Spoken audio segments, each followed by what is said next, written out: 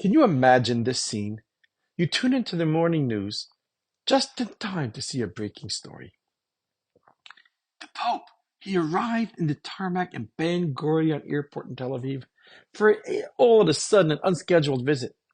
The Prime Minister's office hears about it. They send their spokesperson in the Foreign Office to find out what's going on. There's no information. Why is the Pope in Israel? The cameras are rolling. The Pope comes off the plane, enters the Pope mobile, and his entourage makes it all the way to Jerusalem to the Western Wall. The Pope comes out and he requests for a meeting with the chief rabbi of the Kotel. And you know what? Do you know what he says to him? I want to tell you why I'm here now. The Pope's, who's the leader of over 1 billion Catholics, says, I have come here today to declare that God of Israel is the only true God, and I want to convert to Judaism. You would tell me, Rabbi, this sounds absurd. Come on. But if you think about it, that's really what happened in this week's Torah portion. There was a man named Jethro, Moses' father-in-law. In Hebrew is Yisro. He arrives at the place where the Jewish people were camping in the desert. Who was he? The Torah tells us he's a Kohen Midyan, which means a religious leader, a theologian of international renown. This was a man who had studied every religion on the face of the earth. Not only that, he actually tried each of these religions. There wasn't even one idol he didn't bow down to, a deity that he hadn't worshipped. He was the monk of all monks, the guru of all gurus, and yet here he arrives in the desert heat to join the newly freed Jewish people and to declare to the world, Ata Yadaiti, which means, now I know that the God of Israel is a greater than all the deities. He had the authority to say it because he actually tried them all. But what happened that now he says, now I know? I mean, after such a spiritual journey that he tried every idol in the world, what finally convinced him that the Jewish people is the true faith? I mean, what did he see in Judaism that he never saw before? And why didn't he see it until now? Rashi, the famous commentary, explains that Yisro actually saw two particular events. One was the splitting of the sea, and one was the Jewish nation's war with Amalek. Now, you may say, come on. I mean, Yisro, this guy, man, he has been around the block. He studied the teachings of monotheism espoused by Abraham, Isaac, and Jacob. I mean, sure, during all those years that Moses lived with him for 60 years before he became leader. They had time to discuss the central tenets of the Jewish faith. I mean, after all, Moses was a great scholar. He was the head of the tribe of Levi. I mean, who no doubt could hold his own theological debate. So if that didn't convince Yisro about the truth of Judaism till now, why was he suddenly so excited?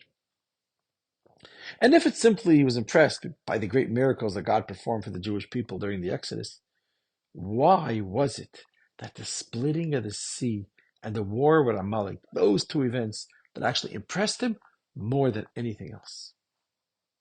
Now, perhaps maybe you can say we understand why the splitting of the sea got him excited. I mean, this is a fantastic miracle that took place not only actually in the sea there, the sea there, but it says all waters in the world split at that same moment, the same time that the sea split for the Jewish people. It was actually such a great miracle that even 40 years later, Joshua took the people to the land of Israel.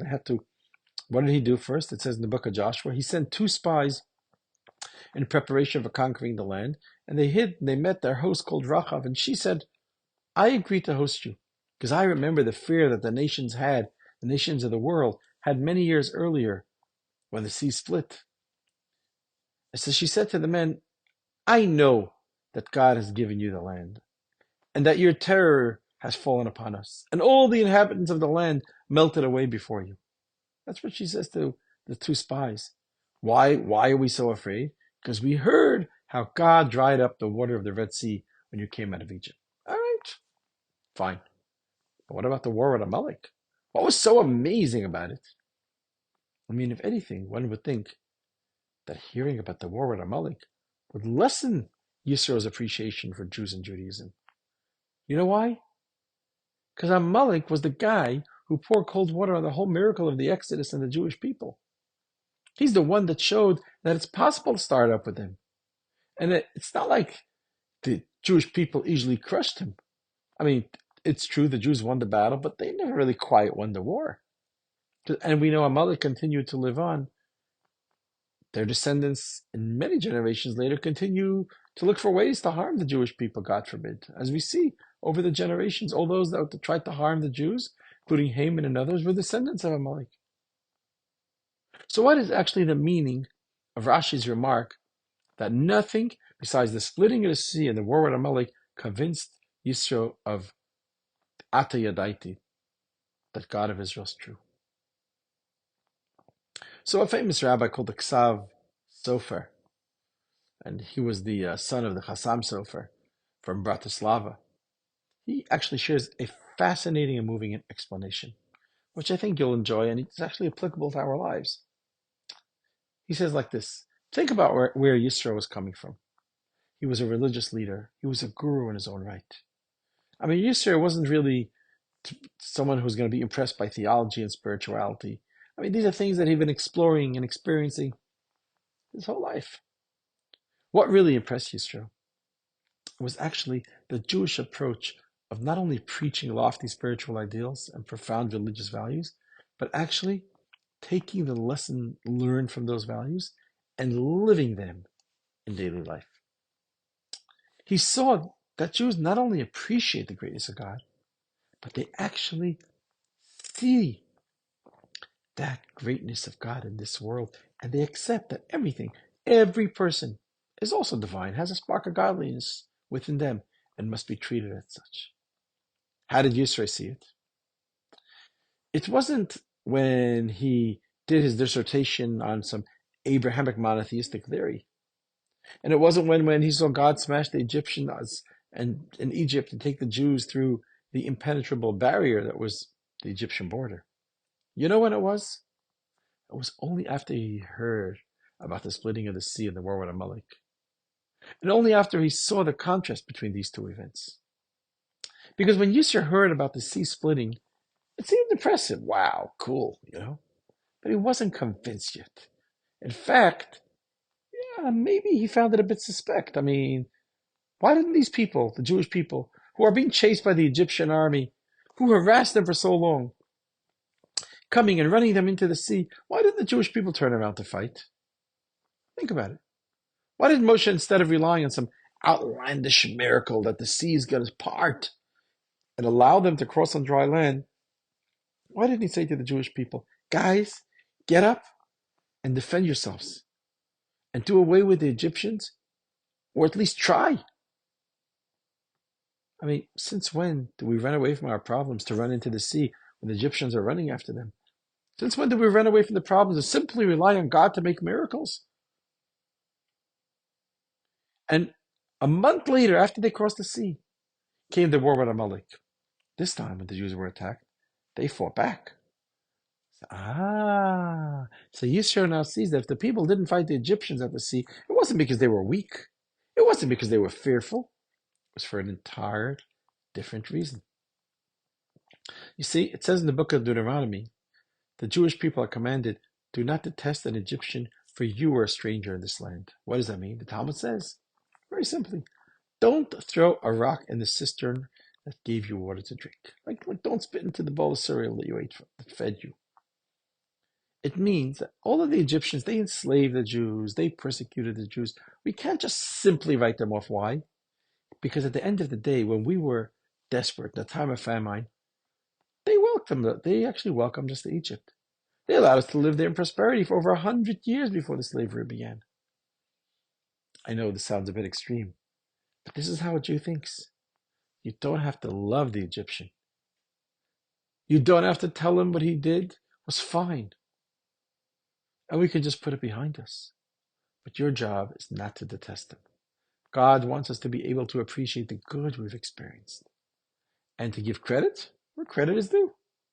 We can step back and let God worry about justice. For a Jew must always be able to recognize good. And this, friends, is what impressed Yisro.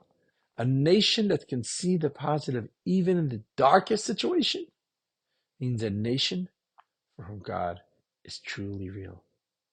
And only if you believe that God exists, and only if you believe that He is real and present in your own life, can you let go even of a most legitimate grievance. Not because it's okay to hurt you, but because you can put it into God's hands.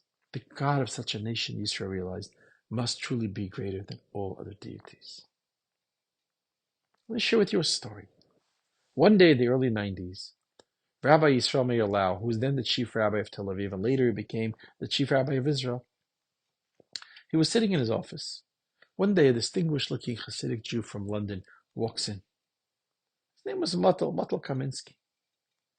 He handed Rabbi Lau a new book that he was about to publish. And he says, Rabbi Lau, I'm also a Holocaust survivor. I've written an autobiography, and I've come from London to Israel to show it to you. And also I want to tell you, Rabbi Lau, I've come to ask you for forgiveness. Rabbi Lau was intrigued. Who was this man? What's his story? And why did he feel the need to apologize? Well, Matel says, Rabbi Lau, I want to share with you a story. And this brought Rabbi Lau to a dark and painful 50 years earlier. He tells him it was October 1942, and the Nazis prowled around the Polish town of Piotrków. And they engaged in one of their infamous actions. They gathered all the men into the town square to await transportation to the death camp of Treblinka. Yet the women and children, they left home, planning to deal with them later on. Late that night, the town rabbi, Reb Moshe Chaim Lau, who was the father of Reb Yisrael Meir Lau, he somehow managed to make his way through the darkness, and he snuck back home where his wife and young child remained in fear. He desperately whispered that he arranged for them to hide in an attic in an old rickety building somewhere else in town, and that they should hurry quickly and stay there until things quieted down. And then, explaining that he had to return before the Nazis noticed that the town's rabbi was missing, which could anger the Nazis and lead, God forbid, to further harm of the rest of the men waiting in the town square. So he quickly bid them farewell, and he disappeared as quickly as he arrived. And by the way, that was the last time his son, Rabbi Yisrael Meir, saw his father. This one young boy, Yisrael, and his mother, they crammed into a tiny little attic. It was so hard, they were saying. There were 10 more people in this attic, including this man who's telling the rabbi the story of Matel. He was a young boy, he says. I had no parents, and I was with you in the attic. And he says one day the adults were terrified to hear they heard Nazis entering the house, and they could hear the boots getting closer, and they could feel death approaching. They tried maintaining some sense of normalcy and calm. So the Rebbetzin, the mother of Yisrael, kept a bag with some apples, which she fed to her son Yisrael to keep him distracted. Now Matel, he's telling the story to Rabbi Lau. I was a young boy there, an orphan. I was hungry. And I saw your bag of apples, and I decided to sneak out an apple from your bag, which I bit into. But at that very moment that I bit into the apple, everyone in the attic heard the unmistakable sound of the Nazis entering the very room from which the attic could be accessed. The fear was palpable. Nobody made a peep. Matel knew he couldn't chew the apple that was in his mouth because the noise would mean certain death for them all. He also couldn't spit it out because then everyone would see that he had taken an apple from someone else. And he says, Rabbi Lau, this apple remained like that in my mouth for 2 hours as the Nazis searched the room, removing the floorboard in the search for Jews. But they didn't realize that these Jewish people were there, who were shivering in silence. The Nazis didn't find them. And now Matel is standing in front of Rabbi Lau telling him this story to apologize for taking his food without asking. And he says, Rabbi Lau, please forgive me. For 50 years, this has been bothering me. Rabbi Lau couldn't contain his emotions. Burst into tears. Of course, forgiving the man. On the spot, right there for the story, which he wasn't even aware of until this very moment. Friends, this question was also asked by the Rebbe. And he asked, what was so special about the splitting of the sea and the war with Amalek? And the answer the Rebbe gave actually complements this what the Ksav Sofer said. And it actually gives a profound appreciation what it is exactly that Judaism gave the world. And the Rebbe says, Yisrael was a colorful man. What does it mean? He was a religious guru. He knew all the idols. But according to the Midrash, he was also a political leader. He combined the philosophy of Socrates with the political and social acumen of Julius Caesar. A millennia before either of them was born, but it was a rare combination. The ability to be a philosopher and a theologian. True, but unlike those who remained in the ivory towers of academia, in addition to being a philosopher, Yisro's theological vision also inspired and was inspired by a vision for ordinary mundane life. What does it mean? Yisro believed that there's supposed to be a bridge connecting profound theology with practicality, that ideas are supposed to come to life, that politics and governance is born of philosophy and ideology. So thus, the two explanations, actually he was called Yisrei Kohen Midyan. What does it mean, Kohen Midyan? One explanation says a Kohen means a political minister. It means a government leader of status. According to another opinion, it means a religious minister, like a priest, a man of cloth. But the truth is that Yisro was both. And all his life he was looking for a way to bridge these two identities. But he was never able to find it. He tried every religion. He met every greatest spiritual leader that there was. And he immersed himself in the study of values like humility and abstinence, sufficing with very little, caring for family, respect for others. And he found people who espoused these ideals. They loved them. But you know what the problem was? People didn't live their life that way. They spoke about it. They talked about it on stage. But when nobody was looking, they really weren't so compelled by these ideals to overcome their instinctive animal desires and live them by them. In the abstract, they were gung-ho about morality. But as they say, when push came to shove, a human being is a human being. And the Rebbe, on numerous occasions, shared the story of Aristotle. Famous story where his students once found him casually tearing a leg off a live rabbit and he was eating it right in front of them.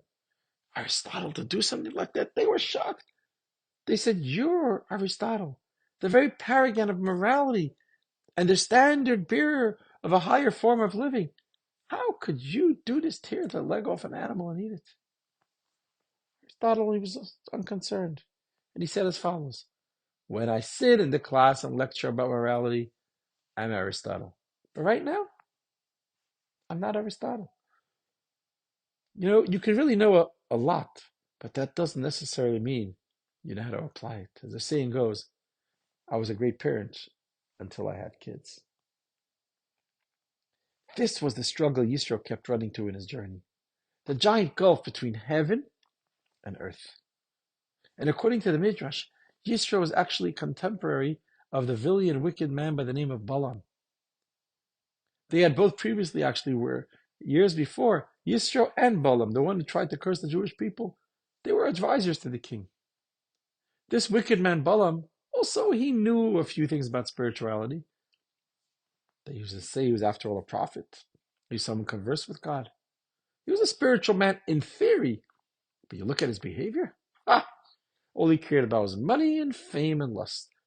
For the right number of bags of gold, he was perfectly happy to try and use his spiritual connections to curse an entire nation who had done him no wrong, like Balak tried to hire Balaam to curse, but it didn't work. But for money, he tried. And when he failed to harm them with his curses and spiritual designs, he decided to ensnare them in a web of immorality. because it suited his needs. And all this from a prophet? I mean, talk about cognitive dissonance. But Yisro felt it. Yisro felt it could and should be otherwise. He understood that the truth is the truth. It's not based on conveniences. It's not based limited on to the classroom. I mean, if heaven is real, it's real, even on earth. And Yisro spent his whole life trying to prove that harmony could exist between the two worlds. Now, Judaism is where he found it.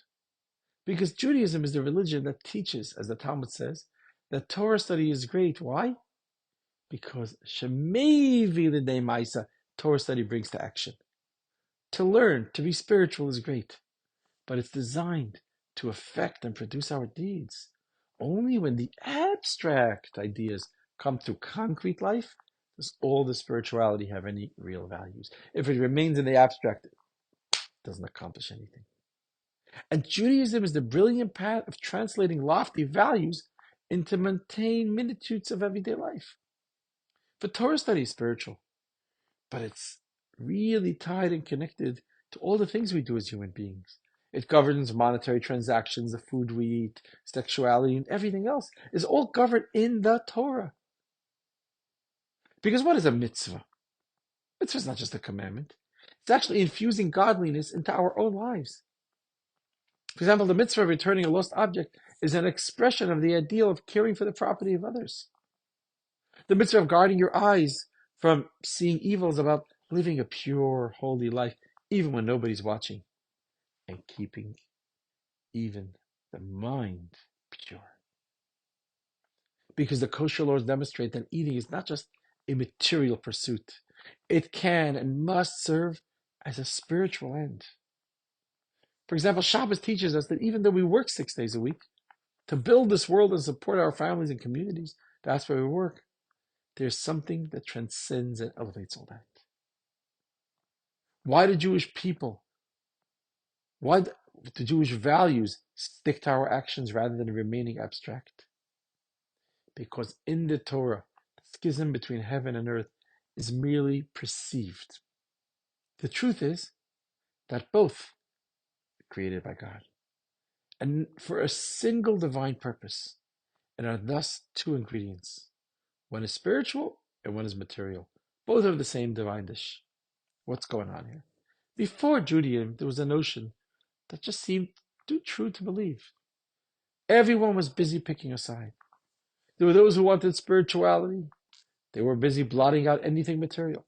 Those who wanted materiality were busy blotting out all traces of morality and spirituality. You have a guy like Bilam, the wicked man, who looks up at heavens. He sees what's going on there, and he says, okay, no thanks, not for me. And he spends his whole life trying to erase from his mind any shred of moral conscience by getting more and more involved in his pursuit of physical pleasure. Because only in this way could he reconcile the notion that this physical world has any value at all.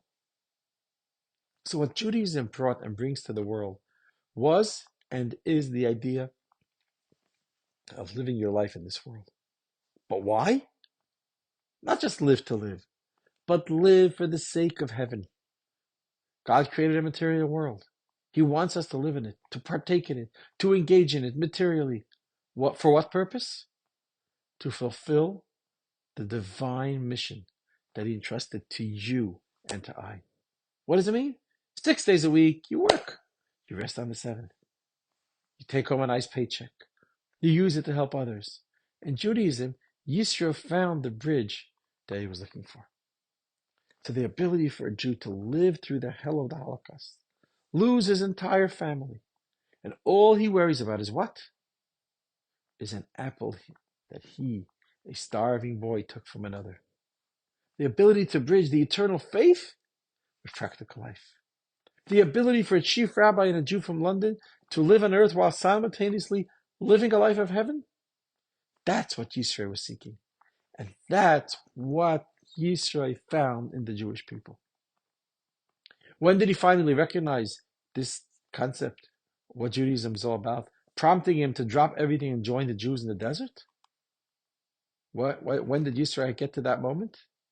When he heard about two specific events: the splitting of the sea and the war with Amalek.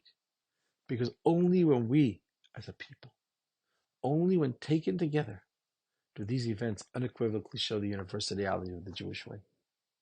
For the splitting of the sea symbolized engagement with the forces of reality, their readiness to march through raging waters without the fear or the sense of purpose. But even after the Jews marched into the sea, Yisrael still wasn't convinced. I mean, does a Jew, he says, march into the world because he's infused with the spirituality of a divine mission? Or maybe simply because he couldn't shake off his slave mentality from Egypt and is just right now simply still taking orders without asking, running away from the darkness? Why? Because he cannot or is too insecure to light up? Came along the story of Amalek. And this story of Amalek, that he provoked the Jewish people. And when a Jew acts in this world, it is divinely inspired. Because how did we win the war with Amalek? With spiritual inspiration. It says when Moshe would raise his hands, the Jews found themselves stronger. When he put his hands down, Amalek got the upper hand. And perhaps the Jews on earth were on the battleground, but the war was being waged by Moshe in the spiritual realms. Only Moshe could do it. And so, friends, Yisrael understood that a leader like Moshe and people like Moshe's people are capable of straddling both worlds. On the one hand, Moshe, he was present in the highest of heavens. He can wage a war on spiritual terms. But also, Moshe had his feet planted on the ground with the ability to lead his people through the challenges of daily life with common sense and equanimity, informed and inspired by the Torah. And finally, Yisro saw that in Judaism, God is real in heaven and on earth. And that was for him, the one who knew every idol in the world, for him now to proclaim, Ata Yadaiti, now I know that the God of Israel is greater than all the other deities. May it be revealed for all the worlds to see, to know and live by, with the coming of the ultimate redemption speedily in our days. Amen.